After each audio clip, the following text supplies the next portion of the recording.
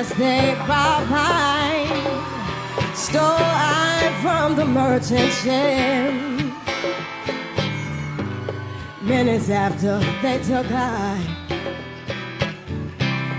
from the bottomless pit, but my hand was made strong by the hand of the Almighty.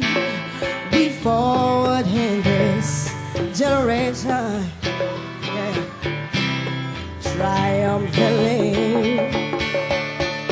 Won't you help to sing these songs of freedom? 'Cause all I ever had, redemption song, redemption song, redemption song. Emancipate yourself from mental slavery. None but ourselves can free our minds. Have no fear for atomic energy, 'cause none of them can stop the time. How long shall they kill our prophets while we stand aside and look? Yes, some say it's just a part of it, but we've got to fulfill the book. Won't you help us sing another song of freedom? 'Cause all I ever had, redemption song, redemption song, redemption song. Yeah, El Boogie. yo, if they could stop this fruit, they would pop this root, chop this root, treat us like we're prostitutes, not this youth. See me in my cocky suit, God's recruit from foreign, even God's salute. Tried with truth, Jack people can't be mute. Chant my youth to Babylon can't regroup. Sing, to Babylon can't regroup. Sing, to Babylon can't regroup. Emancipate yourself from mental slavery. None but ourselves can free our minds. Have no fear for atomic energy, 'cause none of them can stop the time. How long shall they kill our prophets while we stand aside and look? Some say it's just a part of it. We've got to fulfill the book. Won't you help to sing Another song of freedom? 'Cause all I ever had, redemption song, redemption.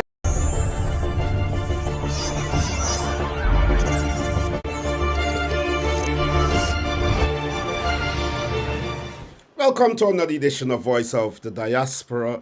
I have two special guests in studio with me today, the Honorable Nima Bess MP and the Honorable Ganesh Mahipaul MP. We will be talking about the opposition. Will it force the hand of the government to see Culture Minister Charles Ramson sacked? As we all know, Charles Ramson is the Minister of Culture, Youth and Sport, and during the opening of the Republic celebrations a few days ago, the opposition was not invited to the flag-raising ceremony. His ministry apologized. But said it was an oversight. But many in Guyana believe that it was deliberate. It was deliberate. And so Nima Bess, who is the Shadow Minister of Culture, Youth and Sport, will be talking about that. Also, Ganesh Mahipaul, a firebrand member of Parliament, no stranger to this program. I have to warn us that this will be hard talk, but I know that my guests can handle it. I welcome them now to the program. Ganesh Mahipaul MP and Nima Bess MP, welcome to Voice of the Diaspora. Good Good afternoon, and thank you afternoon for here inviting from me. Guyana, Norman, and I think it's good evening to where you are. Thank you for having me on your program, and I look forward to a fruitful discussion, as always. And Nima, welcome to the program. Thank you, Norman. It's good to be on your show, and pleasant good afternoon and good evening to wherever you are. I'm here this afternoon to have a great dialogue and discussion on this key issue that continues to affect us. Thank you so much. Someone has just called and I'm sorry. I don't know what is happening here. Okay. So that was a bit of a distraction there. Nima, I want to begin with you. I know you're pressed for time. I appreciate the fact that you would have taken time out last minute to join the program. I know you have a lot of responsibilities at the moment, and you may not be able to stay more than 40 minutes or half hour. But it's very important. The topic is very important, and we need to hear from you as Shadow Minister of Culture, Youth, and Sports. Look, sorry, I'm getting some distraction here. Dominic, sorry, you can't call in now. I'll let you know when you can call in. Sorry, you can't call in now. Sorry. Yes, and so, look, we saw what has happened. I think it was Saturday, the opening of the flag raising ceremony. The opposition was not invited. We understand that the Minister of Culture, Youth and Sport, it fell under his purview to ensure that invitations would be handed out and so on. And when contacted, I understand that the minister said to the media that it was an oversight and that was the end of it. The government apologized. I think his ministry apologized. And it seems as though that's the end of the matter. I believe that the Guyanese people understand the gravity of this situation. They understand how disrespectful that was. They understand that the government is perhaps trying to show the opposition as of no national importance. And many believe that this situation must not be allowed to just disappear or be swept under the carpet. As Shadow Minister of Culture, Youth and Sport, what is your view on what transpired there? Well, Norman, based on what you just said, the media had to call him find out why the opposition was not there. Then that doesn't say it's an oversight. I am quite sure there's protocol that is being followed for every event that is held nationally. And I'm quite sure they would have a list of persons that must be on the list to be invited for the event. And I'm quite sure the opposition will always be on the list to be invited to the event. Um, the apology that was given at midnight speaks volume. I am quite sure that when the invitees were sent the invite, they had a special time to be seated so that they can be a part of the program. And you mean to tell me that up to the time that the first guest arrived, the minister didn't realize that they didn't invite the opposition? I do not buy this apology that they have in public because it has been the practice of this ministry, of this government, to treat the opposition, in my mind, with some form of disdain when it comes to sending invites for national event. Last year, when they sent out the invitations within 24 hours of the event, who can get ready, really get ready for the event? And then the other thing that is troubling is that they don't make no special arrangement for the opposition. If you have to do your parking and all of that, you're treated just like everybody else. So this apology, like I would have said publicly, it's just to get the attention of the international community that this government, this PPP government, somewhat seems democratic. They're not. They don't care, and nobody should buy this apology. When you look at the apology, it's more a blame game. Who are they blaming? They're blaming the director of youth or whoever this responsibility falls under. They have not taken responsibility for that. These said officials, Norman, when you attend functions or you go anywhere where they're present, the minister tells them who they must acknowledge and who they must not acknowledge. And I'm quite sure this staff is being blamed for what the minister probably already gave the directive that the opposition must not be invited to. So I don't buy the apology, and no Guyanese should buy such an apology. And I totally agree with you there, Nima. I want you said something, and I heard Ganesh said it also on a program. But you said that the government, it's a normal practice for the government to send late invitation to the opposition for such occasions and so on, time and again, time and again. It has become a pattern. Do you think that because the opposition has not put its feet down solidly to stop that, to ensure that that discontinues, now, this year, the government is emboldened to say, you know what, we're not going to send them any late invitation anymore. We are not going to invite them. Do you think that's the case? No, Norman, I don't think that's the case. That is a choice that the government chooses to make. And I'll tell you how I view it. The government, be it installed as they are, is trying to look as though they have all this power and might. I said to a colleague today, the opposition is represented by 31 MPs in the parliament, but the opposition is everybody that voted for us. And if all of us, all the people come out and raise the voice, added to the 31 that is sitting there in the House to represent their interests, I am quite confident that we can have more done. The government choose to behave how they're behaving. And now that they are having persons paying attention to what they're doing, they run out to give the apology. I don't accept that. And Norman, let me tell you on my part, I don't want to be associated with anybody that want to treat me with this name. That is it. I But, wouldn't waste my but, time running.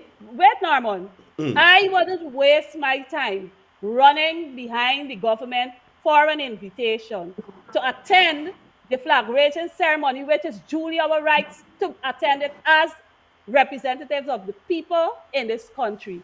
The government choose not to do that. So what we have to do is to go and meet with our people and take part in the activity. There are several activities that they have held and have never extended an invitation to the opposition, but our presence was felt. It is not acceptable. It is not acceptable. I'm saying if we really well, want to talk about putting our foot down, it means that all the persons should join the voices with the 31 MPs to even make it louder when it comes to the government getting it right. and I agree with I agree partially with you, but I believe that as a national representative, it's not about what you think about how to react to what the government is doing in terms of national events and activities. It is incumbent on the government to ensure that that respect is given to the opposition. And if that respect is not given to the opposition, it must be demanded.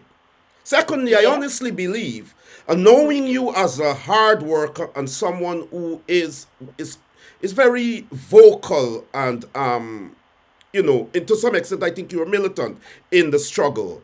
It surprises me that in an election year, you didn't take the opportunity to take action to show this government that it is unacceptable, and also to make that call that people are calling for today, and that you will be pressured and the opposition will be pressured to ensure that you do something to see the minister goes. Let me go to Ganesh Uh, Mahipaul. Welcome once again, Ganesh. Anima, I'll bring you back. I know you still got some time here.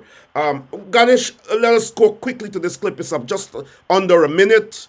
But let's go to it before I ask you my question. Let us not forget that the current regime has consistently excluded the opposition from key events that are meant to promote national unity.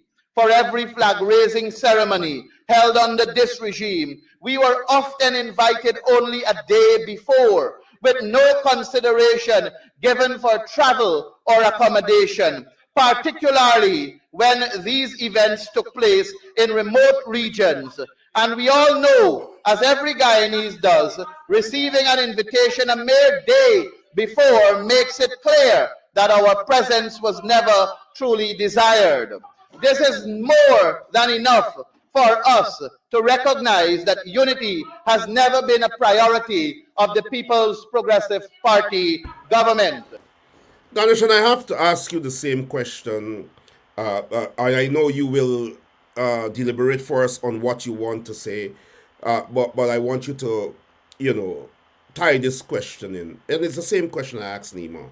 Why is it that the opposition is a part of the National Assembly? The opposition is actually a part of the government. It is actually a part of the government. And in on occasions like these, there has to be some, you know, collective approach to national events and issues. It means that if the government has the responsibility to invite the opposition and it doesn't, it is undermining the government which the opposition is a part of, and that is unacceptable. You said, as we watched that clip there, you said that this has been a pattern by the government and it does not care about unity. But do you think that that is enough just to say it as the government continues to disregard and disrespect the opposition? What else can be done to make for the government for the government to know that it represents all of Guyana and the opposition represents a section of Guyana as a part of government, and therefore it is unacceptable for the government to operate in that manner? So I want to make a couple of points first of all, and that is to say that we became a Republican status in the year 1970, and that was led by Lyndon Forbes Sampson Burnham, the first executive president of the Cooperative Republic of Guyana. And at the time, he was prime minister when he led us into Republican status. And we also became an independent state in 1966 under his leadership. And many would recall that there was a picture where he embraced Cheddi Jagan at the time, who was leader of the opposition when we gained independence. I say that to say that politics has always been a mature game under the People's National Congress. And I will come to the APNU AFC. We saw that maturity from Forbes Burnham because not only did he invite the opposition at the time, but he also embraced Cheddi Jagan because it was always country first. This is our country. Whether we're opposition or government, we have to embrace and deal with this aspect of national cohesion and unity and patriotism to our country.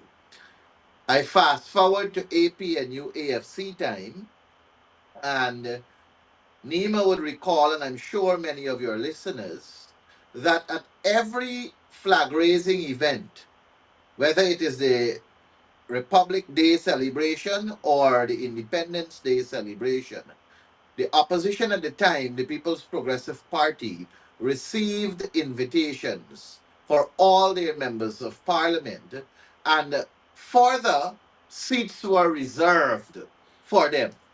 So if they don't show up, their seats will be empty, but it's still there. So they can choose whether they will come or not come. Now we move to this particular period of the People's Progressive Party. And I must say that flag raising for both independence and republic are statutory events that are always held on the night of the 22nd of February and the night of the 25th of May for Republic and Independence, respectively. So the PPP can send out an invitation today for the next 50 years, or the AP and UAFC can send out an invitation for the next 50 years. The point I am making is that there is no reason that we should accept an apology for Charles Ramson missing the invitation for the opposition. I want to further say to you that the fact that they have not invited us was deliberate. It was deliberate because as you played that clip, you would recognize that there's a date stamp on it. And that was said on the 29th of January of 2025. And I said it because I knew what was happening for the past 4 years. And it is unfortunate that they heard what I said, but still went ahead. And this time went beyond the late invitation and just issued no No invitation. invitation. But your question now, where you speak about what should be done in terms Sorry, of Ganesh. the. Nima, you're coming off the screen. You need to come back a bit more to the other side. Yes, perfect there. Go, sorry, Ganesh. Go ahead. That's all right. At a time when sensationalism and edification was necessary in whatever form that required what you may want to present to me as a radical approach to unseat Ramson for such an action was indeed necessary at that time when internet access and the likes were not available to our population. Today, I am very grateful to know, and this is by no means an excuse because I'm going to come to a more formidable answer. Today, I am happy to know that we are living in an era where I can sit from my office and communicate with you live and direct. Nima, as we can see from her background, she is actually in school communicating with you. And you are 100,000 miles away and communicating with us. I make that point to say to you that the population of Guyana, the population of the Western Hemisphere and the world at large have seen what happened. They were educated on it from the various articles that were shared, and then they also saw this excuse that was given by the PPP. And it's programs like these where we will appear and continue to talk about it and expand to show how is it that the excuse was whimsical and fanciful. But you ask about radicalism.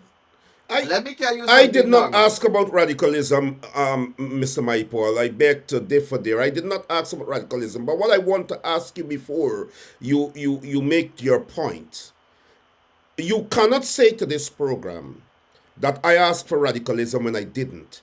I said that is it enough for the opposition to just accept that growing All right, I disrespect? pull back. I did not come to my point yet because I wanted to direct the sternness of my position to Nemo, who is the shadow minister All of. right, I But pull hold back to on, the Ganesh. word. Ganesh, hold on, hold on. I think you are a very shrewd politician, and I think you tried to preempt this thing by sending a message that radicalism is not acceptable. I don't believe that the opposition has to break up the country to force the hand of the government to get rid of Charles Ramson. But I also do not believe that the opposition should continue along a trajectory in which it just comes on this program because, as you said, there is internet and the people across the world can see it. And the PPP is immune to these things. And it's incumbent on the opposition to take the necessary actions to ensure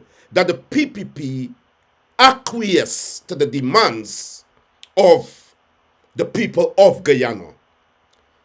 It is important to know, Mr. Mahipaul, that the opposition is in its right to take whatever means necessary to represent the people of Guyana, and to let them have their fair share of respect, patrimony, and everything else that this nation has to offer. And if the PPP recognizes that the opposition was drop a letter here, a letter there, jump on Norman Brown program, says 2 words, and then next year, the opposition, the PPP, not they're not only not inviting you, they're cussing There you. isn't going So the to be point a is next this. year for the PPP, Norman. Well, And hold that was on. my next point I was But coming to. hold on. This is what I'm saying. This is what I'm saying. Because we need to bring Nima Flew back in because I know she's pressed for time. But hear this, Ganesh.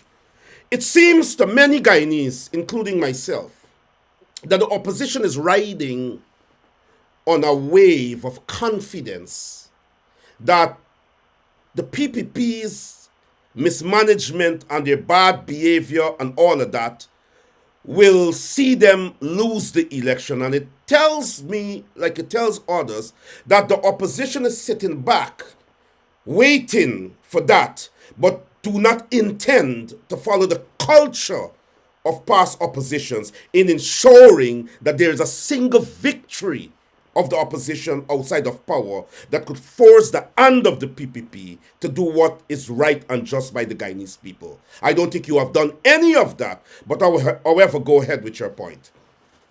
Thank you. I was going to make the point when I said radicalism, and I pull back the word, even though you have elongated your statement to basically talk about radicalism, because you made reference to previous oppositions, what you deemed as the culture of previous oppositions. One of the problems I have with people trying to associate the opposition with previous opposition actions is their non-ability, I must use that word, to accept that we are not in the same space and time. There were reasons why that level of culture had to be embraced, and look where we are now. I can tell you, in 1992, when we were in opposition, the seats we had in parliament is less than what we have right now. 1996 elections, the seats that we have in parliament now is more than what we had then.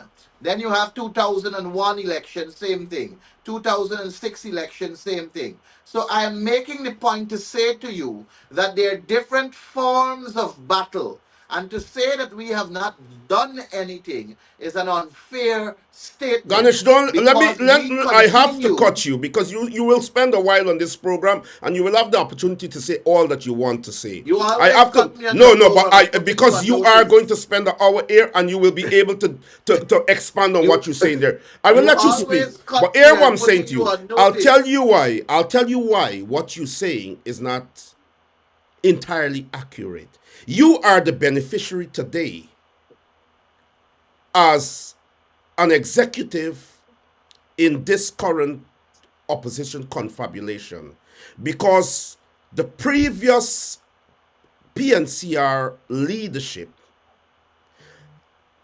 were writing letters and were not confronting the PPP properly, if at all.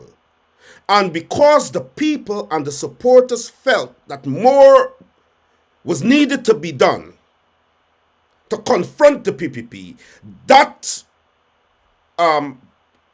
faction of the party or the leadership of that party, of the PNC, was removed so that you could be You're not sitting here. accurate either. No, hold on a You're minute, not hold on a accurate minute. either, right? Ganesh, hold on a minute. I have been part and parcel of this struggle, so don't tell me I'm not accurate. The Harmon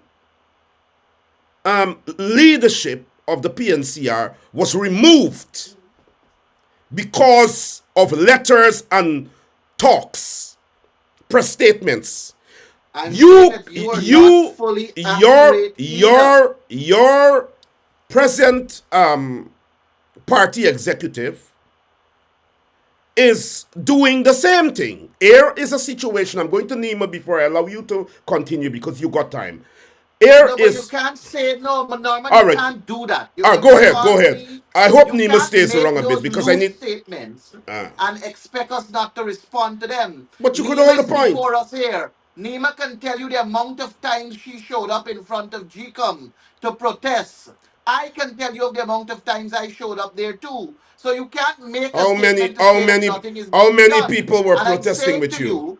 I'm saying to you also that you cannot make a statement that I am a beneficiary from being from the Harman faction being excluded. I have been an executive of this party since 2018, brother, and I was the supporter of Harman, and I was elected back by the people. They must see something that they find. They must find some confidence to re-elect me for what 4 or 5 times. I am saying to you, I'm not ruling out that there is need for a degree of pressure to which you speak of. But it has to be carefully crafted in an environment that we're living in right But it's not now. being It crafted has at to be all. carefully. It's You not being cannot say crafted at that. all. You cannot say that. You cannot live in London and make that statement. What you can say is that you're not aware of something being crafted, and that I will accept. But Ganesh, you you, can't sit a Ganesh, hundred miles Ganesh, you away are a and very tell me that smart nothing is and astute crafted. politician. Listen to me. You telling me about London, and I am here with you talking about what should be done in Guyana. You The want world, me to tell you what is oh, it let that me we're finish. doing, You are and contradicting I'm yourself prepared to do because the that world is a as a global village comrade. now. I know As a more comrade, than you listen to me, think. brother. Listen to me, brother. As a comrade, I am prepared to tell you what is going on. No, no, I What don't I'm want. not prepared to do. With all What due I respect, am Mr. not Mahipaul, prepared to do. before I go to Nima, What? with all due respect, I Hold allow on. you Let me to make this finish. one statement. I will allow What you I to am finish. not prepared to do.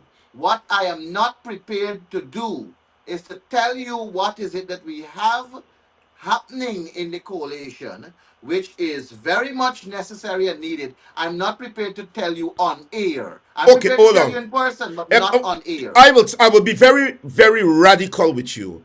Excuses are the patches we use to mend the garments of our mistakes. We are asking the opposition to show us results based performance when it confronts the PPP. Not to say we got this coming years, 4 years, going to 5 years. We are in an election year, and you're So what still. is it Well, that you let me want to see? Well, finish. make some No, no, no, no. Let me recommendations. finish. Let me Make some finish.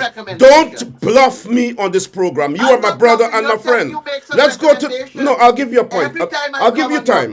I'll program, give you time. every time I come Nemo, on your program, I'm being told all of this that we're not doing it, we're not doing it. Don't tell us what nobody we should do. sees the government being confronted. That is why today the government could But you got to disrespect the define confront. opposition. You got to Wait a define minute. The confronted, government Norman. can disrespect the opposition. Last year they sent the invitation late. This year they decide not to send it. You know why? Because they know they can get away with it. Nima, let me come to you as shadow minister of I I'm did gonna say be this. quiet now No, no, because I no. know you You want me are to go to going. Nima. No, you're going to be here on the program. I'm trying to give Yeah, I Nima an know, but I'm gonna be opportunity quiet because to she allow said she had Nima. to go. Hold on, Nima. You are the shadow minister of culture, youth, and sport. My question to you, and I got two questions. But I'll ask you the first one. My question to you: This has happened. This has happened. Is Mr. Ramson going to remain Minister of Culture, Youth and Sport? Or as Shadow Minister of Culture, Youth and Sport, you will do everything in your power along with your opposition to force this government to see Mr. Ramson go? And in what way would you do it if you intend to?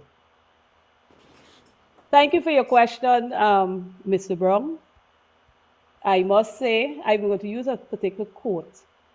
To be truly radical is to make hope possible rather than despair convincing. Mr. Ramson is being called out for the longest while for his incompetence of having many incomplete projects, not able to execute what he has to execute, although the funding is placed there.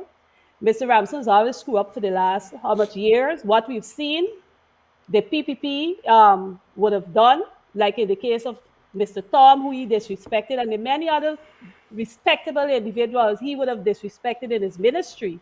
You have these apologies going out from the vice president and whoever else. That is what we see.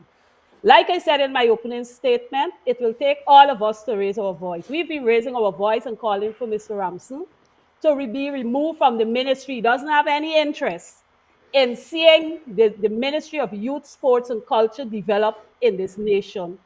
We have seen all the steps that he would have taken to ensure that our culture is actually on the path to death.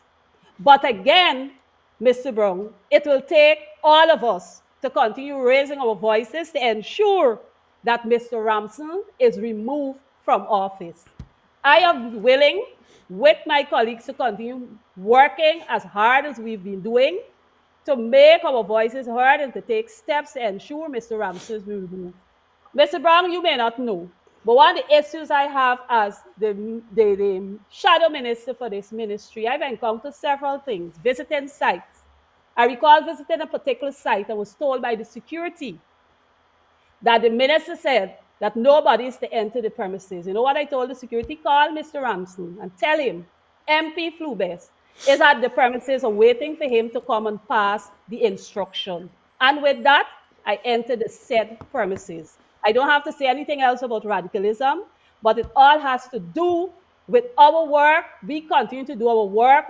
I continue to follow the ministry and all that is happening in the ministry. There are steps the government have taken in the position of not inviting the opposition, sidelining the opposition. I've had an encounter even when we have our athletes coming back from the Carifta Games, where they have the welcoming ceremony. They don't invite me, but guess who invite me? The athletes would invite me to come because I know them, because I'm involved with them. And I am confident that once we continue to work together, we will get rid of the PPPC government in the next election. There are many work being done on the ground. But you will not get may rid not of Ramson see. before. Wait, just now I'm coming to you. There are many work being done on the ground to address and to keep our people informed and updated with what is happening. Our task is to keep pushing for Mr. Ramson removed. We don't have the ultimate decision or the final decision to say Ramson will remove, but we hope that with good conscience, somehow that the PPP will remove Ramson from this ministry that he continues to cripple, and we will continue to apply whatever pressure is necessary to have that result done. Yeah, well, you know that the PPP has no conscience. I have to ask you the second question before we bring Ganesh in. Nima, you are Shadow Minister of Culture, Youth and Sport. I contacted the Deputy Mayor of Linden today because I was planning for this program for some information based on what is happening at Linden with sports facilities and so on that the government would have promised to hand to the community since 2023. And I want to go to this clip while you were sitting in Parliament with Mr. Ramson. He had this to say. Hundreds of thousands of people who will be benefiting from the roads, the bridges, the hospitals, the schools, the community grounds, all of them, they are our friends and family. The minister is saying people are benefiting from these projects, and he talks about community grounds and so on. Today, this is what the deputy mayor gave to us. This is so embarrassing. This facility was promised Linden community since 2023 local government elections. Look at the state. As of today, no one knows exactly what is being built. Some are saying it's a multi-purpose facility. Some are saying it's a soccer field. Somebody is saying it's a golf course. Look, no one knows. No sign is up.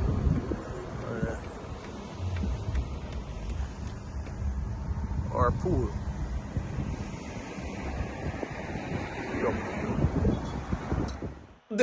This is in one of your constituencies, Linden. We know that what Mr. Ramson said in Parliament is hogwash. You have and this is happening not only in that one PNCR constituency, it is happening in different PNCR constituencies. It is clear that the PPP's intention is to ensure that your constituencies don't get the benefit from the patrimony that their communities or constituencies are benefiting from. Have you visited Linden? Have you addressed and exposed these inefficiencies that the Yes, government is? yes, Mr. Brown, I do. I have visited Linden and other regions, other areas. I've been in touch and up to date with all the projects that were budgeted for by this government from since the time they took office. I'm sorry that you called me late to join the show, or else I would have provided you a whole list of the projects that are the monies that were allocated for each project. But yet still, when you visit these areas, there is not much being done, or they're incomplete. Many of them have been slated to be completed since 2023, some in 2024, as far back as 2022. What I've been doing, I've been calling the representative in areas and ask them to give me often updates of what is happening. I also share with them the expected projects that are to be done in their area so that they can also continue monitoring what is happening on the ground. Again, what are the people in Linden doing? Just sitting quietly? We have to get up together, raise our voices, and hold the government accountable to ensure that the projects that they've collected money for, the budgetary allocation given to these projects, are completed. Mr. Brown, I can tell you again from my own experiences with this government, going and dig up the community grounds, not completing it, and the persons have to do their own work to complete it. This weekend, I'll be on the East Coast because I've been called for some special ground projects to observe what is happening. All of these things, I'm very much informed, well informed about what is happening with the projects, and I do monitor them But, step by step. but before I I want go to to encourage, Ganesh, before I go to Ganesh, I have to ask you this. You said that the people in your in the various constituencies should stand up and do something. yes, they No, have to. they should stand up and do something. Different? What different things can they do other than what you are doing as their leader, highlighting the problems? Is it a situation where you're expecting the people of your constituencies to take other action that you are not taking? Well, Mr. Brown, the actions I will take at my level is totally different to the actions that can be taken by the people on the ground. If you're living in an area and you have a project ongoing and you recognize that works are not being done, the first thing they can contact the authorities in charge of the area, if it is the local authority area, which should be able to provide with them the relevant information needed for the document. They can turn up to their meetings, engage their leaders there to find out why the project is not being done. If they're given the information from the leadership that, yes, we have engaged with the relevant authorities, but we are not getting anything done, they can come together and plan their activities specific for that area. While they're doing that, we have to do our part. We all have to put our hands together to make the PPPC government accountable for our patrimony and the things they do. If we don't do it together, we will continue to struggle and have all the challenges we have. But the more you're out there, for example, and Norman, I want to bring this down quickly. Go ahead, go ahead.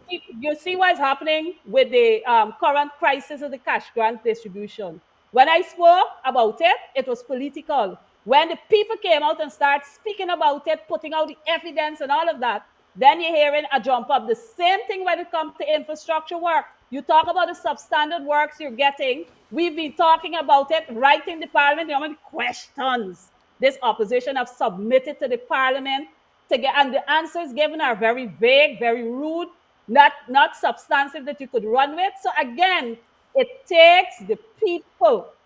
The opposition is not just 31 persons.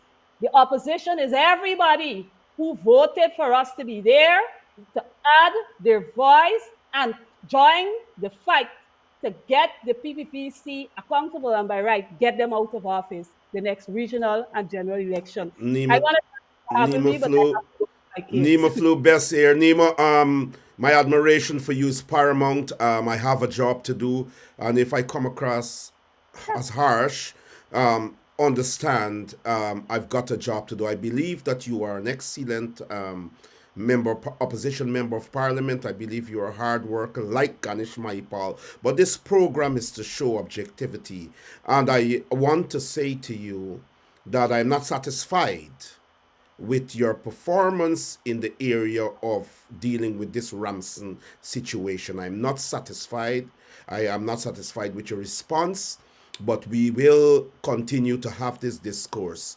I strongly believe that the PPP will not acquiesce to anything the opposition asks for if the opposition continues along this trajectory. Suffice it to say, you are an exceptionally good MP, and you are a hard worker. But in my estimation, enough is not being done to uh, get the confidence of our people in an election year. That in a situation where an opportunity arises, Providence allowed that opportunity to arise, where Ramson did something that culminate into all the bad things he did, that says he should not represent the people of Guyana.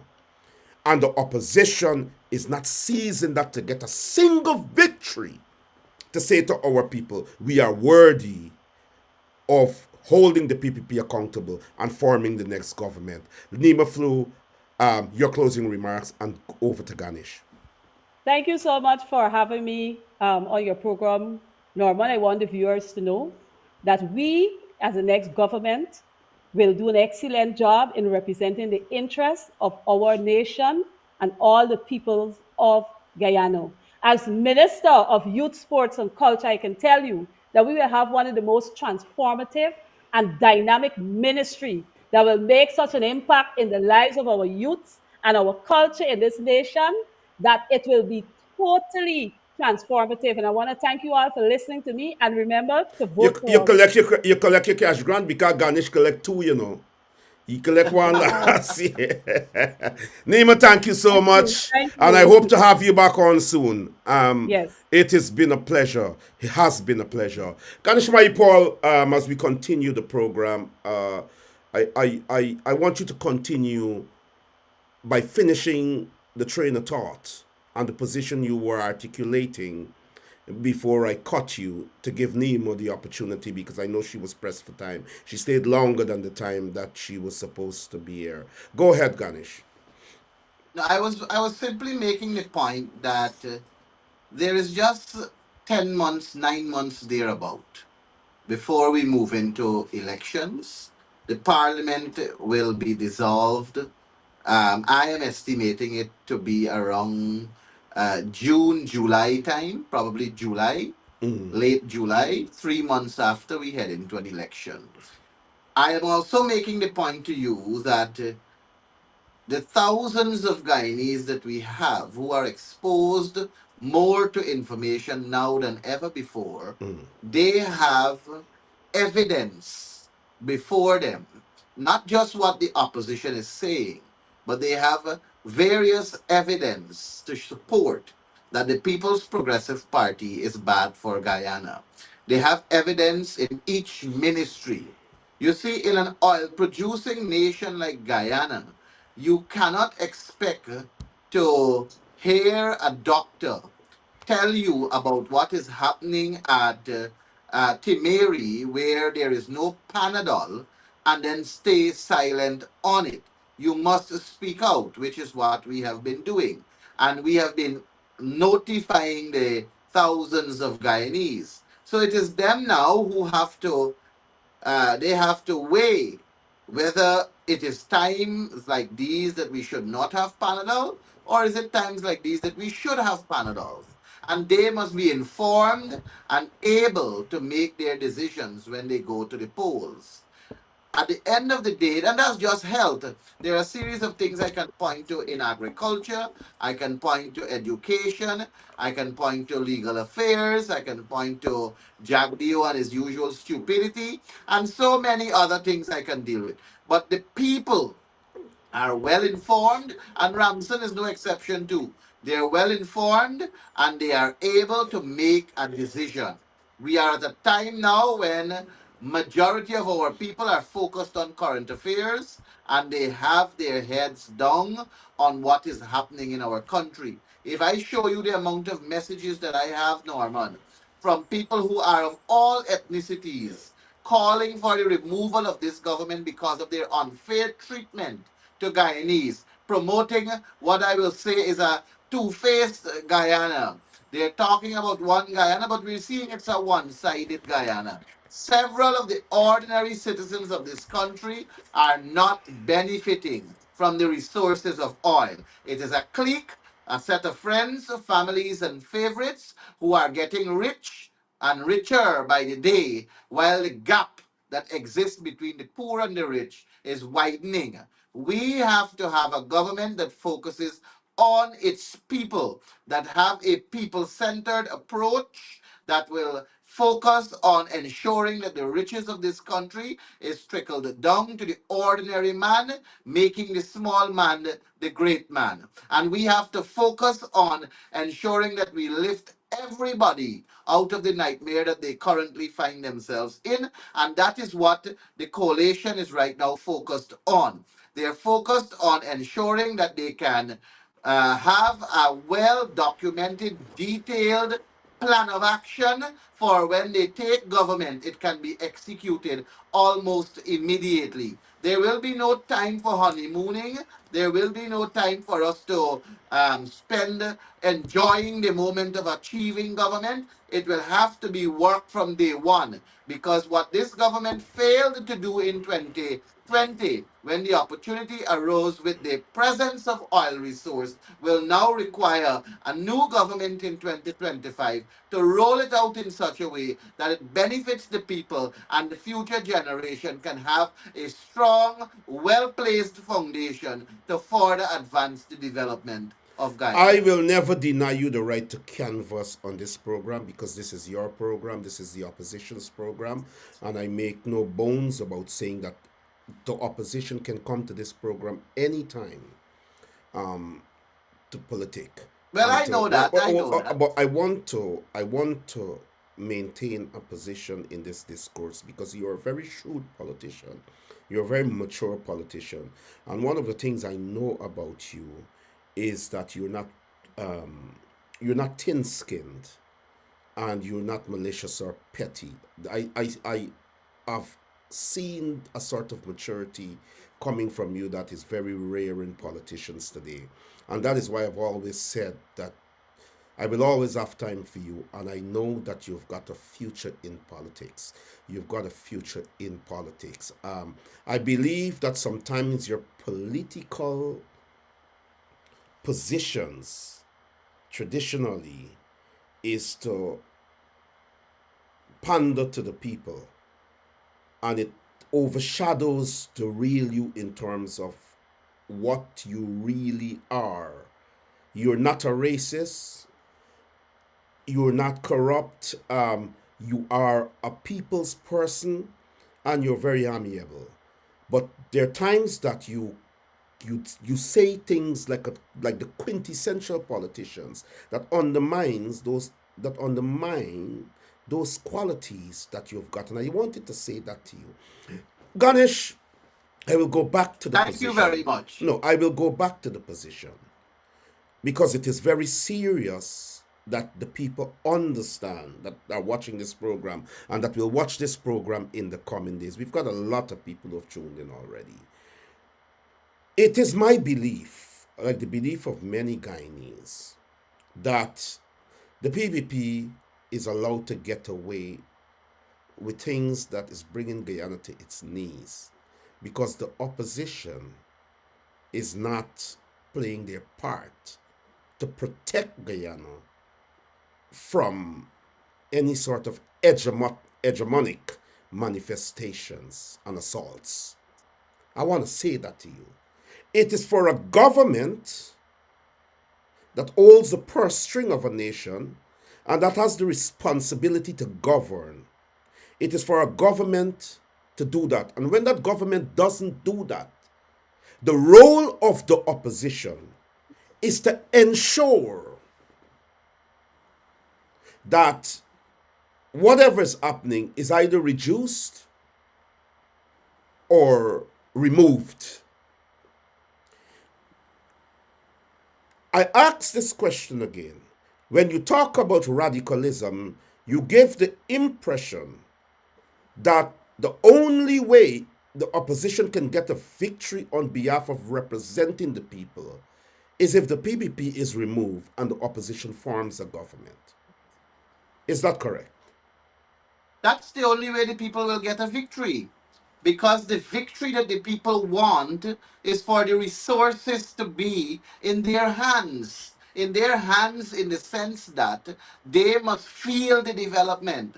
They must feel the upward mobility of of a country that has oil resource. So the only way the people of Guyana will enjoy the wealth of this country is if the People's Progressive Party is removed from government. And removing them from government requires a democratic process called elections, which we will be having latest November of 2025. I believe it is October. Based on what I'm seeing on the ground, the political movements that I'm noticing from the government side, who has the responsibility to name the date, I think it will be in October. I believe that they will dissolve the parliament in July, and we will likely move into elections for October. And we are at a critical juncture of our political history and our political life as a country, where we have to start showing our people, which I believe they're seeing, that the comparison between a coalition government and the People's Progressive Party, notwithstanding the 23 years the PPP had, that they are bad for Guyana. They're very bad for Guyana. In a matter of 8 months, we will have the opportunity to send them a strong message. We must never forget, Norman, how the People's Progressive Party has in the past and continues to do in the present uh, politicized and weaponized the Guyana police force. We must never forget that their attack, economic attack on supporters of the coalition, how much it has stagnated them. So there are a series of factors. There are several factors that ought to be considered in today's society when you are approaching and observing an evil, conniving, cantankerous government like the People's Progressive Party. The People's Progressive Party has about 8 months more in government, as I have said before. And we, the people of Guyana, we have to take the bull by its horn, But and we have to unseat are you them. taking the bull by its horn? Because let us examine the rot here. Let us examine the rot here. The question of the opposition confronting effectively the regime that is bad is in the sight of the people of Guyana not non-existent. And you are saying that the people will go to the polls and they will remove the PPP. That's the only way. Here is a situation where the inaction of the opposition may cause the PPP to win an election by foul means. I take you to GECOM. I take you to biometrics and a clean voters list. The opposition has not, though called upon, to fight by any means necessary that we have a clean voters list and biometrics so that the elections can be free and fair, and that the opposition that deserves to govern because of the PPP's hegemonic rule will be given that opportunity at an election that is free and fair.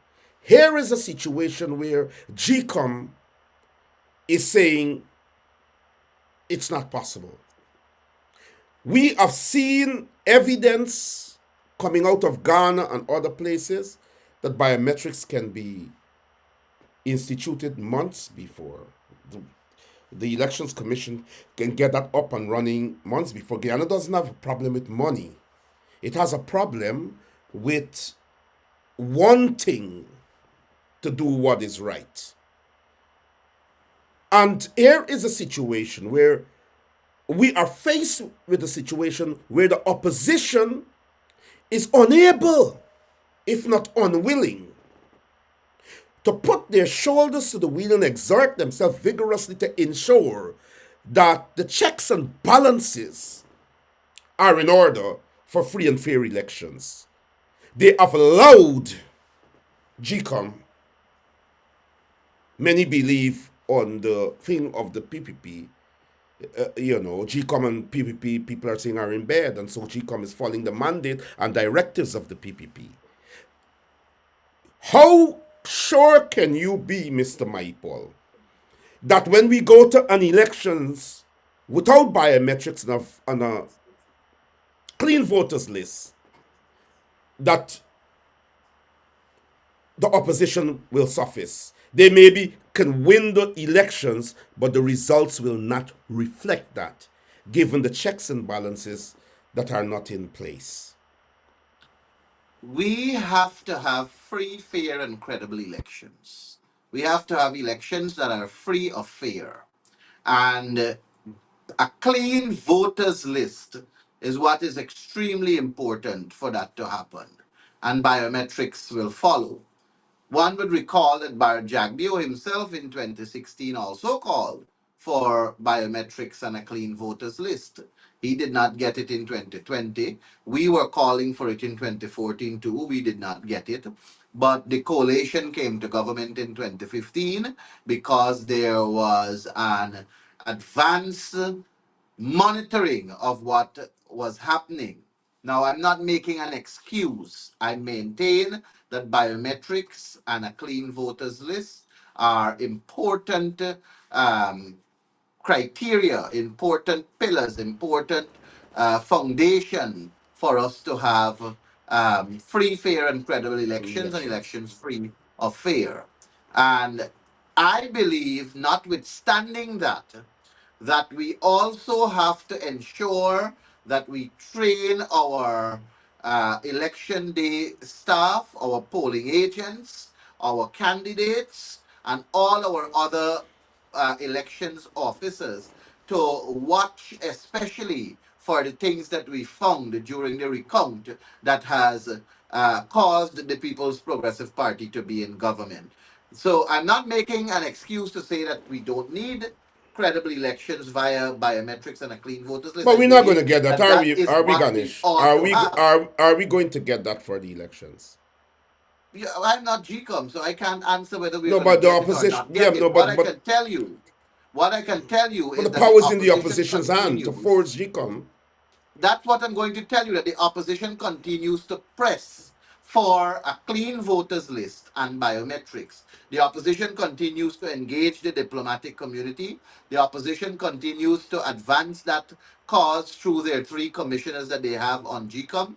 The opposition continues to meet every Tuesday in front of GECOM protesting for biometrics and a clean voters list, to the extent where we have even said that Claudette must go, that she cannot supervise a free, fair, and credible elections. And the opposition continues to even advance that argument in the international community for biometrics and a clean voters list. So the opposition is doing what is written in any democracy to be done for a clean voters list and biometrics, so that we can have a free, fair, and credible election, and an election that is free from fear.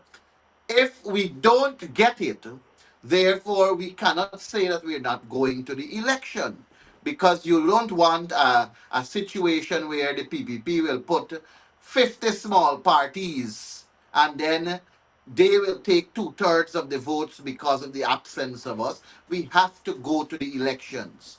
But we are fighting for our credible elections through biometrics and a clean voters list. we are also simultaneously training our election day staff for them to be more vigilant than what they were in 2020 and 2015.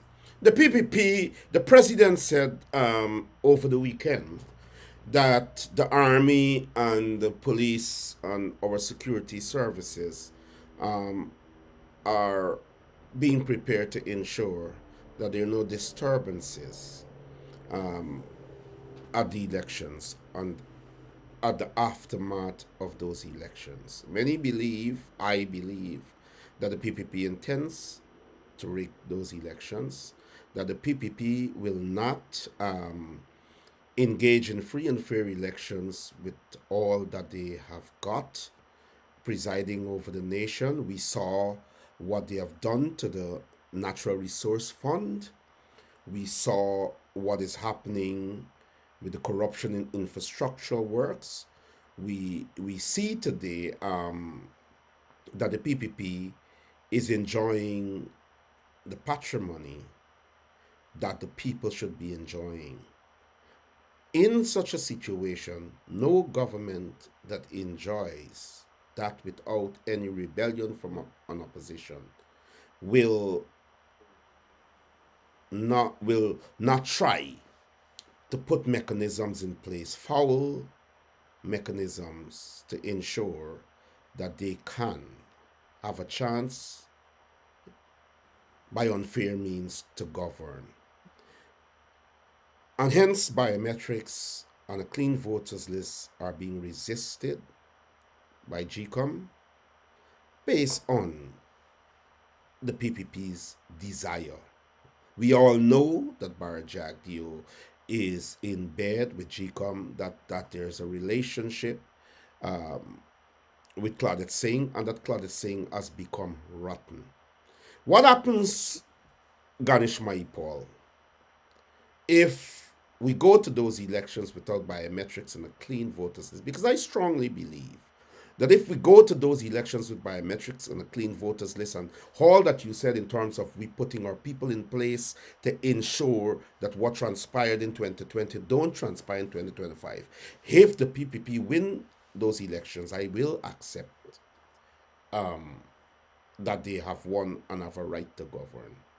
I cannot accept, and I will never ask the people of Guyana, half or just under half of the population, to accept any results if the mechanisms are not in place to ensure free, fair, and transparent elections. And as you say, elections free from fear. The president is saying these mechanisms are being put in place to ensure that the security forces are on watch. You are saying something different.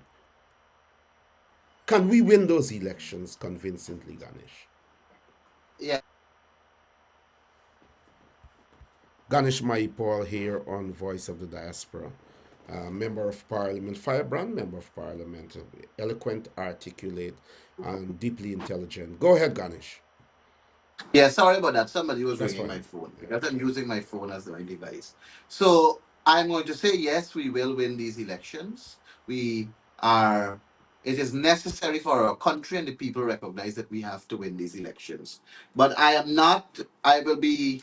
It will be foolish of me to on this program that is not only monitored by the PPP, because you and I both know that they monitor whatever comes out of the Yes. opposition pages, and also with your viewership not capped to virtually people that I can relate certain information to. Totally, yeah. I will not attempt to say certain things that can basically cause our whatever to The not go how strategy it to has be to go. So I undermined, prefer yeah. not to.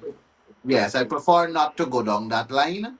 What I can tell you is that the people of Guyana, the majority of people who we speak with and interact with daily, and our interaction in PPP stronghold, we see Blackbush Polder protesting because of issues surrounding rice. We have our leader and his team. They went into Big Bayamou and Little Bayamou. Those are PPP strongholds. Champagne, PPP stronghold. Windsor Forest, Lenora, Parika, PPP strongholds. The leader today with Marvin Williams and Joan Ann Ramasindu was in Region 1 at 4 Mile at Amerindian Indigenous Village that was treated unfairly by Pauline Sukai. So we are on the ground in the face of the people who have to vote, and we are listening to them, and they're giving us their assurance. So I am convinced that the opposition will win a majority in the next elections and form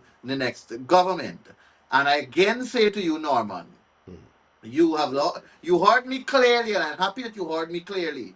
I said that we need to have free, fair, and credible elections in Guyana, and elections Free that are from fear. free from fear.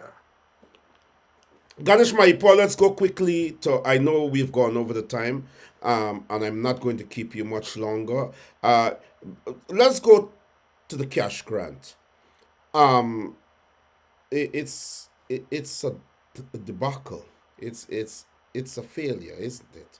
Talk to us about the cash grant and the Yeah, woes. it is sad. It is sad. I think the PPP wanted to, and that's the problem that we have with this government. Their methodology in the 23 years they were there, they seem to believe that it will still work in this modern century, that it will still work in this modern era, and they're failing to realize that they're creating more difficulties in society as opposed to fixing the issue. You have promised $100,000 per household. Mind you, the opposition was calling all the time for $200,000. They have decided to yield and give $100,000.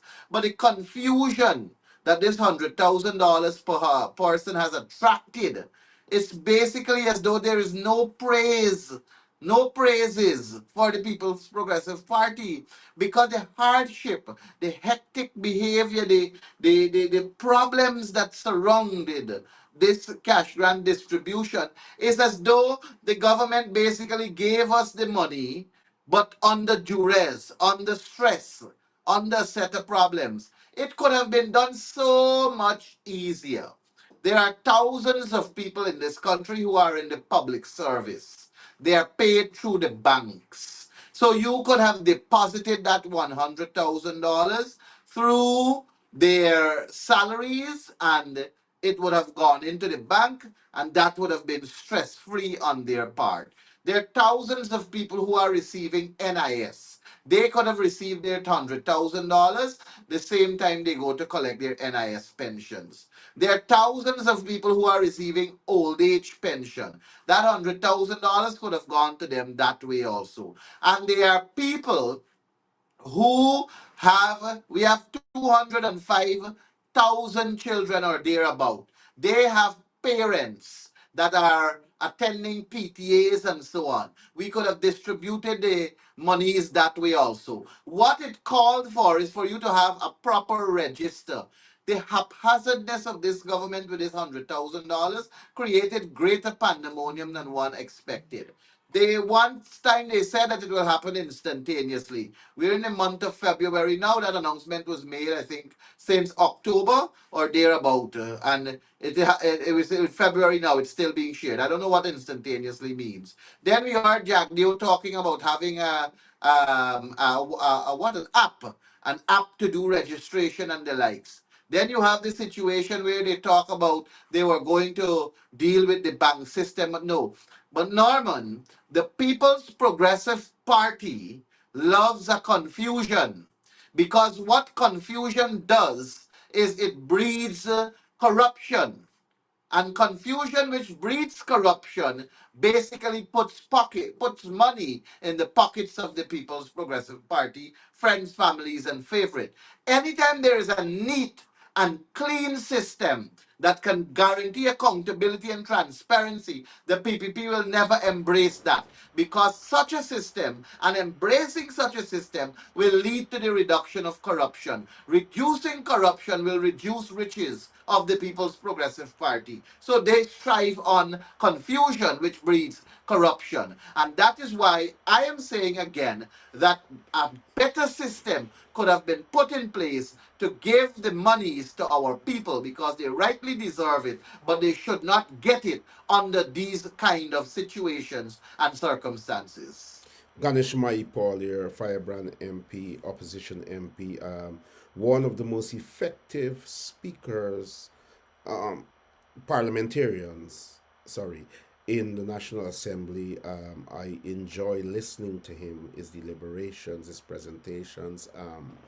I know, as I said to my viewers before, that I know that he has a future in any government that is formed, and he has an important role to play in any government that is formed. I believe strongly that his heart is in the right place, and I consider him outside of the rapport of these discourses as a brother.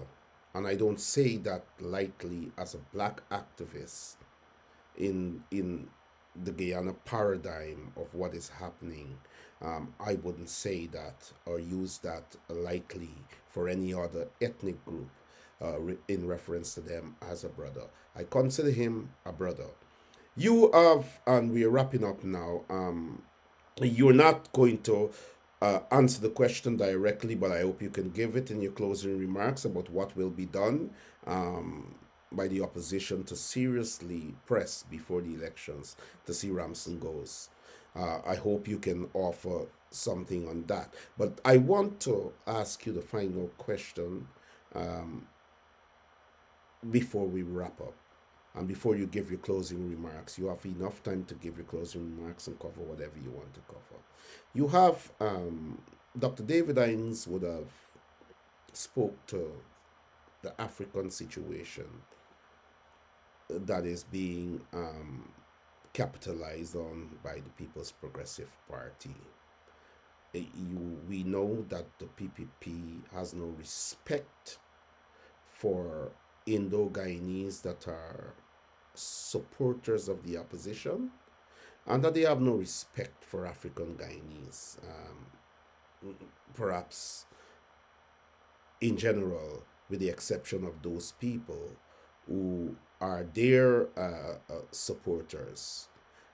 You have commented on Dr. David Hines' position in reprimanding our African brothers who are being subservient to the PPP, many believe for monetary gain and for small opportunities. Dr. Hines would have said that they are lick bottoms. He is asked, why is James Bond out in the street with the Mirror newspapers? He has reprimanded those Africans that are being used against the opposition to show us if African Guyanese are being treated well by the PPP, and that the PPP is indeed pushing a one Guyana agenda. When Dr. Hines made those statements on his program, as an opposition figure, you came out to denounce it. Why? I can't recall what you're saying. I'm not sure where you drew that conclusion from that I came out and denounced something. I made no comments on the issue. I had no comments to share pertaining to what Dr. David Hines said. So perhaps you should refresh my memory if I'm guiding myself incorrectly. So didn't you say that it wasn't the right thing for Dr. Hines to do? Did you make I no? cannot re- Did you can't I recall? cannot recall. I cannot recall having any statement pertaining to what Dr. David Hines has said. You haven't said anything about it. You never No, offered I an did not. opinion. I did not. Ganesh Mahipaul, it has always been a pleasure to have you on this program. As I said, you are one of the future opposition personalities that will springboard into any new government and make a meaningful contribution. You're relatively young, and the world, the political world in Guyana is your oyster. It's always a pleasure having you on this program, and I know that you will be on this program as we go to the elections, that the opposition will utilize this program, regardless of whatever differences I've got with some, that they will utilize this program and be mature enough to know that this is a platform, regardless of any personal differences or whatever, with some in the opposition, that this is a platform that is genuinely fighting against hegemony coming from the PPP and fighting to see the opposition triumph. Your closing remarks. So I thought you were going to ask me now for an opinion or for on what Dr. David Hines said. I thought you were going down that road before closing remarks. So I can do both. You can, yeah, I in can your, do as I both. said, tie everything into your closing Yes, remarks, I can or do just both. do Let me that say and then first deal of with the all, closing remarks. yeah, let me say first of all that Dr. David Hines is an Afro Guyanese that is deeply rooted in his African belief. And we come out of a country where slavery was brutal to the African Guyanese, and even indentureship was brutal to the Indo Guyanese. And I can see that David Hines is hurt. I can see that Dr. David Hines was hurt and is still hurting to know that the struggle for Afro Guyanese to be empowered and really and truly enriched through good means and equitable distribution of resources. I can see that Dr. Hines is not seeing that happening. And because of that, he's enraged and he is angry at when people settle for what he considers to be small or next to nothing or crumbs. And even I, as a politician in the opposition, I am also a bit taken aback when people basically would do things for the People's Progressive Party with an expectation that Are they you will get referring a to James small Bond also? Because I'd like you to comment on handout. that. Go ahead. Sorry. Go ahead. But it's not just, I'm not just talking about James Bond, and I don't think James Bond, though he is my friend, though I've joined politics the same time with him, the same hour, the same second, the same minute. I don't think James Bond action has really caused me any worry, because I have known James for quite a long period of time, and I believe that yes, people do enjoy that freedom to choose what they want to and do what they want to, because it's their life that will be impacted by that.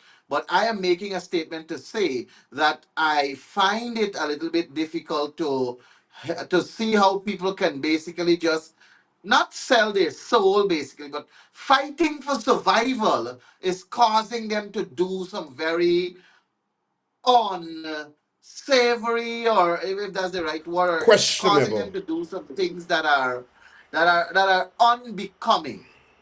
And Norman, there is something that I think you and I understand, and perhaps many others.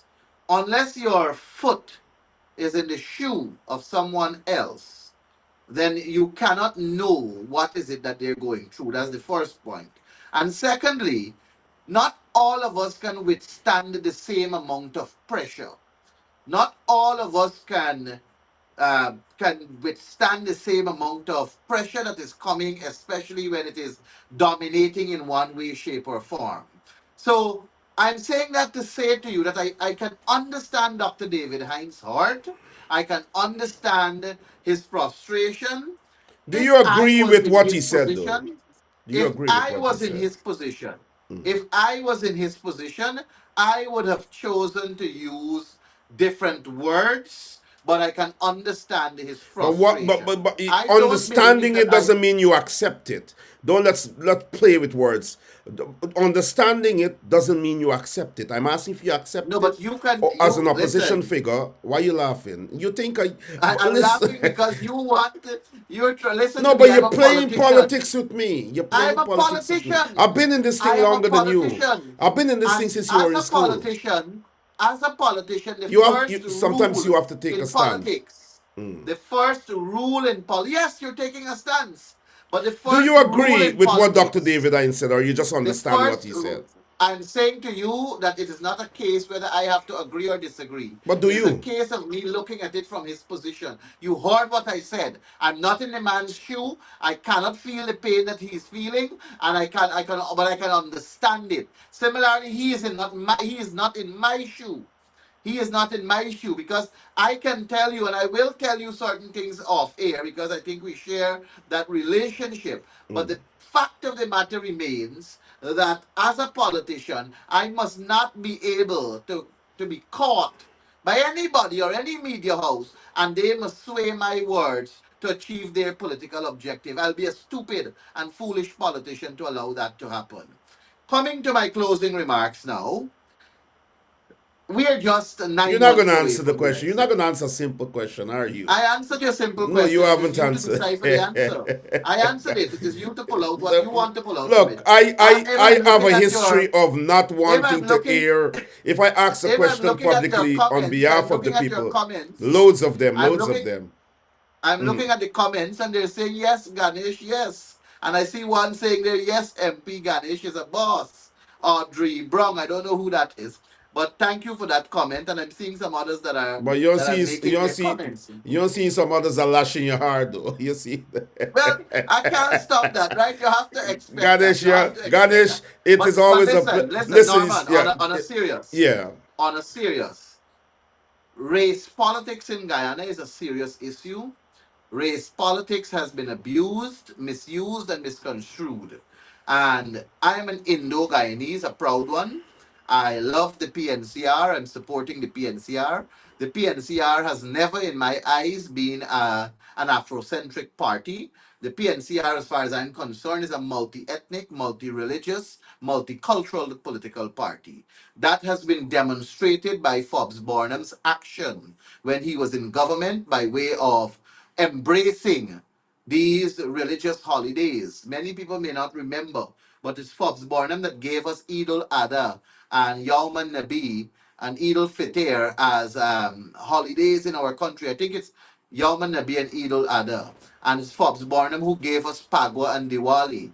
We had Christmas and Easter before, and Forbes said that we have to have an inclusive society, and he brought that under the umbrella. Many people may not even remember that in 1955, when he split from the PPP and formed the PPP Barnumite, and then you had the PPP Jaganite, that Forbes Barnum saw a set of Indian people moving over with him because the ideology of Barnum at the time was one that was embraced by a lot of Indian Guyanese. J.P. Lachman Singh, as a matter of fact, was the first chairman of the People's National Congress when it was formed in 1957 at Globe Cinema. And that was formed, or the name was endorsed after the split in 1955 between the PPP Jaganite and PPP Barnumite. So the PNCR was never a party that dealt with race. Yes, they enjoy a base in the Afro Guyanese community, but they also have a lot of Indo Guyanese Doganis, yes. supporters The that history, are not the as history supports known. that. Yes, that are not as open and publicly known, and rightly so because of how the People's Progressive Party operate. I was called on several occasions by PPP people as Kuli Crab Dag. I was told that I am going against my own and that I am somehow supposed to be in the People's Progressive Party by virtue of being an Indian. So I am saying that to tell you that I can understand what is it that David Hines said, but I am not in his shoe. And similarly, he is not in Well, my shoe. you heard what So, he said. It's a simple question of asking you. It's a simple question of whether you agree with his statement or not. You're not going to answer that. no, but it Let me cannot ask you be this quickly. simply. Let me ask you this quickly. It's a very simple question, and you have a writers in opposition, MP and personality. So you are in a predominantly African party, and you are loved. You have to have a lot of courage to be in a party that is predominantly African against a predominantly Indian government, and that in itself must be respected. It's No, courage but I don't and have it's to have a principle. lot Hold of on, but courage. No, hold Norman, on, hold on, hold hold on. on. No, no, no, You'll no, no. answer You made a that. statement there. No, you made a statement there. I have to correct you. I don't have to have courage to be in my party. My party has never shown me or given me any reason to leave them. My party has never given me a reason to tell me that, you know what, I'm an outcast that they are embracing. My party has never showcased to me that we're predominantly black and you as an Indian shouldn't be here. My party has demonstrated love to me. My party has stood by my side umpteen times. My party has given me political exposure. My party has allowed me to travel and get experience in different formats. My party voted for me to be on their central exec. This is what, my sixth or seventh year there. I single handedly, as an Indian, and I'm proud of this, what I'm about to tell you, I competed in 2018 for a seat on the central exec. And when everybody was voting and supporting, well, I shouldn't say everybody, when the group, when this individual, Peter Livingstone, God rest the dead, when he was supported by a faction and he was embraced by a grouping and he campaigned and ran for that seat, and I was also running for the same seat, and I did it single-handedly. This Indian fella enjoyed the vote of over 90 something Afro Guyanese in the party that has party membership. I could not have won that seat on Indos voting for me. I won it on Afros voted for me. So I'm proud of that. So my party, I don't have to be, what is the word you used just now? I don't have to feel as though I'm insecure in my party. My Well, party loves me and I love my party. and before you give your closing remarks, I'll ask you this final question: if by some token of misfortune or rigging by the PPP, by some token of misfortune or rigging by the PPP, that they return to office for another 5 years and they extend an invite to you to join them, would you leave the PNC to go to the PPP? It's a straightforward question. I can give you a straightforward answer, but allow me to to elaborate for to put it Yeah, into take your time. We got context. time. Take your time. I got time. The first person that asked me to join politics at a national level was Gail Teixeira. Gail Teixeira from the PPP. I was at the University of Guyana at the time. It was Gail Teixeira, Bibi Shadiq, Odinga Lumumba, Melsita Boville, and somebody else. There were five of the PPP members were on the council when I was the student representative on the council. And when we came outside, Gail Teixeira asked me to join the PPP. I smiled and I said, it's a decision that I cannot make off the top of my head. This was in 2007, thereabout. Later down, I was following national politics. I was very hurt as to how the PPP had the University of Guyana, starving them for resources. And I saw at the level of the board also how Gail Teixeira and Bibi Shadiq would play the politics and try to blame everybody else except themselves for issues that were affecting the University of Guyana. Simultaneously, I was paying attention to national politics. Then I met people like Winston Murray, who heard me for the first time on GWLT at a function we had. And Winston said to a comrade at the time, Sherwin Benjamin, who is the general secretary of the party, and said to Sherwin that he needs to speak to this young man, as Sherwin told me. And I went and I spoke to Winston, and Winston said to me that he has an intention of running for leader of the People's National Congress Reform, and he would like me to join with him and become a member and support him because that will lead to him running for president of the country. I said to him also that I cannot make this decision just like that. So what I did, Norman, was to weigh the PNC and the PPP. I weighed them. I examined them. I did research on both sides. And I came to the conclusion of my own that the People's National Congress Reform is a political party that generally cares for the citizenry of this country, that has love and dedication and harmony. Yes, they have their fights. Yes, like any other organization, their ups and downs, their quarrels, and so on. But genuinely, I found the PNCR to be more about the people than the People's Progressive Party. And I, being an individual who believe in the people and working for the people and support being a servant for the people, I enjoy supporting the people and serving the people. I found my way into the PNC. I say all of that to tell you that I am grounded in the PNC. I am embedded in the Will PNC. you, I love the if, PNC. I was in the PNC. will Hold on. you, I'm coming to answer that. I okay. became a PNC member in opposition. I stayed with them in opposition. We came to government in 2015. I was with them there then. I'm with them there now, and I will forever be with the People's National Congress reform. Will you, that's not an answer. Will you, if the PPP wins the next election, and they, No, wait, let me finish, man. Why are you saying no? Let me ask you the question.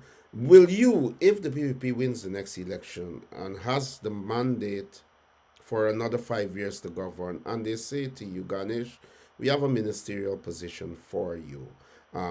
We are thinking about building this country and doing whatever. This position is there for you. Will you accept it, or would you say, I am going no. to stay with the PNC? I will not, and you know why I will not? Because I haven't found any person in the People's Progressive Party, none, that are genuine to the cause for the people to uplift them. I cannot serve in any government where Barrett Jagdeo believes he's king and lord over me. I cannot serve in any government where Irfan Ali thinks that he can say or do or handle me and don't allow me to do it my way in terms of bringing changes and development to the people. I need to be in a liberal political front, and I will struggle and fight until the PPP is unseated. And I'm telling you, in 8 months, they will be unseated. I'm fighting for that. Colin Barnwell, that is what journalists do. They ask the hard questions. Why will you ask me why I would ask Ganesh that question? There are people who are saying that you should be the consensus candidate, Ganesh, based on what you're saying, the consensus presidential candidate in the comment section. I want to say I enjoy this program with you. As I continue my activism here on this program, I always believe, I've always felt deep in my soul that you are a friend and that I can grill you and I can ask you the hard questions and you could call me tomorrow and we could have a laugh and talk. I think that you are genuinely a great Guyanese. And I want the record to reflect that I wish you the best in your political future. There is nothing that I won't support except if you go to the PPP. There's nothing I wouldn't support if you were to run. And here is a black man saying to an Indo-Guyanese on a platter of unity and love and strength. The fact that you came on this program is saying to the PPP that the opposition knows what a real one Guyana is. Your closing remarks. Well, I have never shied away from any of your programs either. We may have our differences where we disagree on certain approaches, but When I you think sending Gito, genuinely, when you sending Gito to the program. Go ahead, sorry you to know, interrupt you.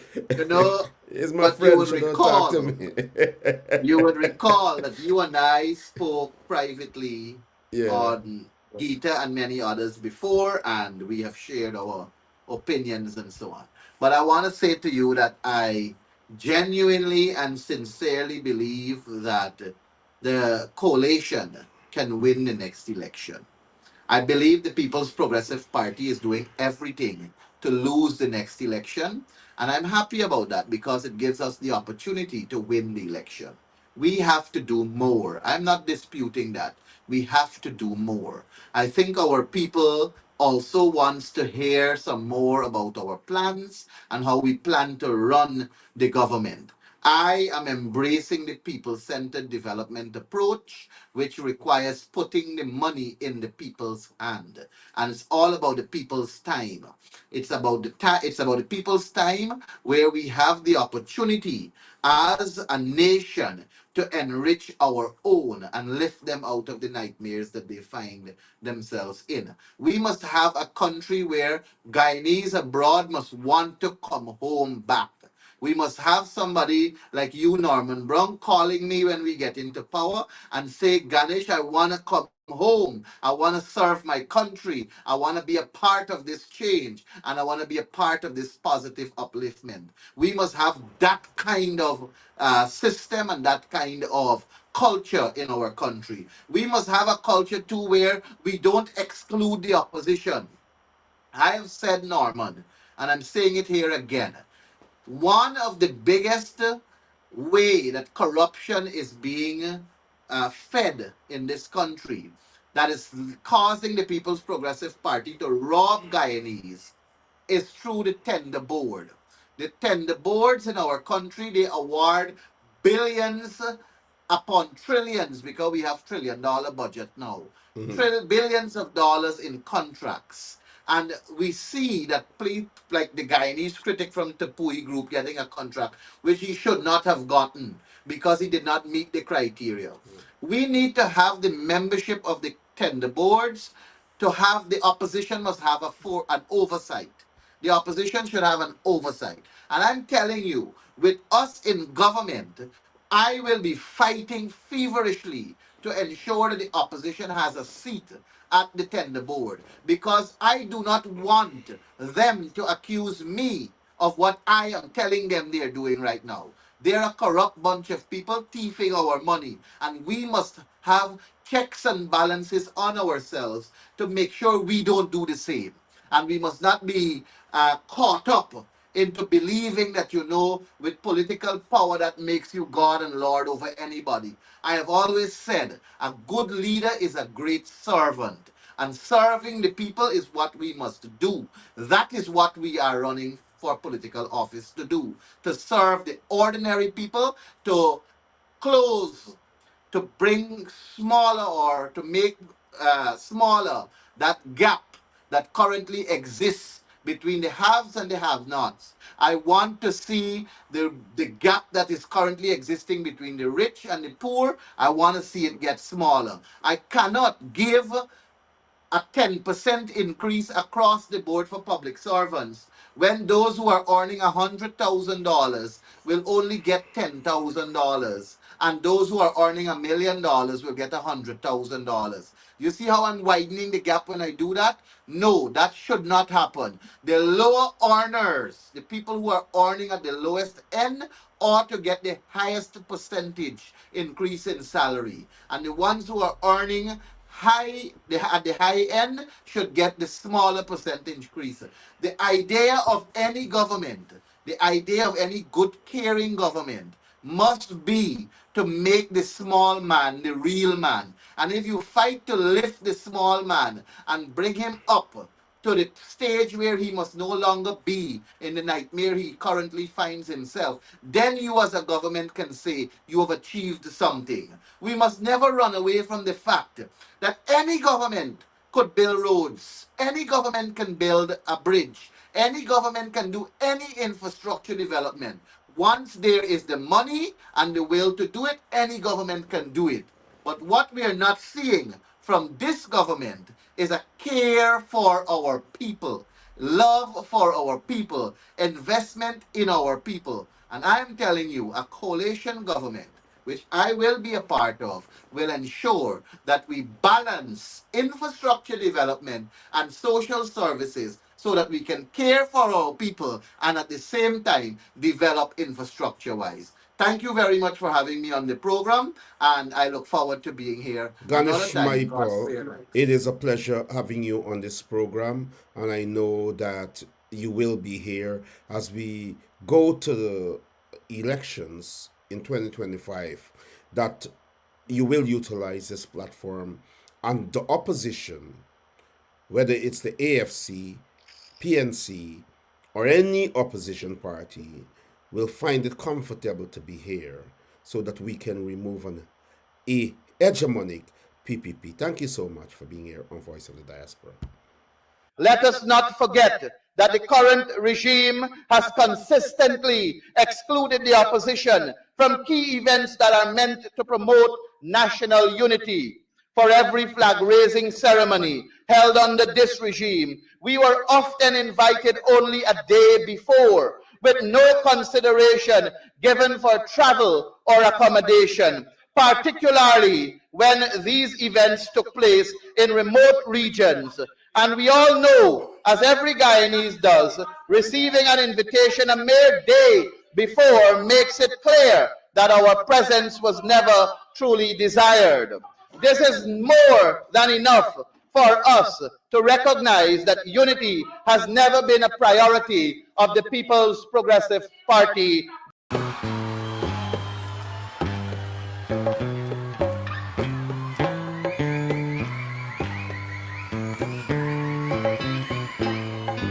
Oh, pirates, yes, they robbed mine, stole I from the merchant ship. Minutes after they took I from the bottomless pit, but my hand was made strong by the hand of the Almighty. Be forward in this generation, yeah, triumphantly. Won't you help to sing these songs of freedom? Is all I ever had. Redemption song, redemption song.